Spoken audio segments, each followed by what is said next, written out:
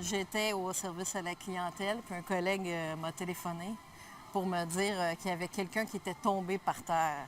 Caroline Léveillé s'est portée au secours d'un jeune collègue de travail dans ce magasin Canadian Tire de Joliette. Il venait de s'effondrer au sol, comme on peut le voir sur ces images captées par une caméra de surveillance. Je me suis mis à quatre pattes à côté de lui, prendre ses signes vitaux. Il avait les yeux revirés à l'envers. Il était déjà changé de couleur. Il avait déjà commencé à être gris. Plus de respiration, plus de rythme cardiaque. Ça faisait environ 5 minutes que le jeune homme était au sol lorsqu'elle a commencé ses manœuvres de réanimation. L'ambulance a mis 9 minutes à arriver. Ce que les ambulanciers nous ont dit, pourquoi aujourd'hui il est en vie sans séquelles, c'est parce que moi j'ai interagi du 5 minutes à 9 minutes à masser et à donner la respiration. Je vais aller vérifier si la personne est consciente.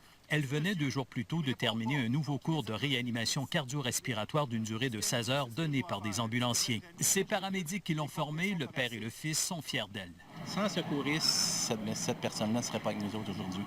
Les statistiques le prouvent, la probabilité de survie diminue de 7 à 10 % par minute écoulée après un arrêt cardiaque.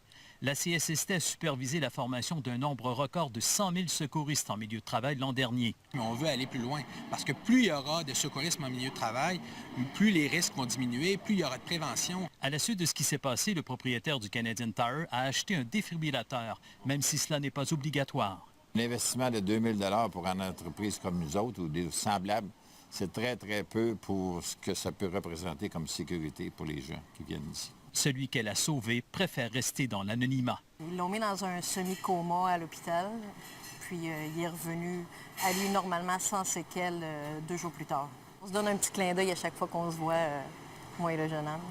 Harold Gagné, TVA Nouvelles, Joliette.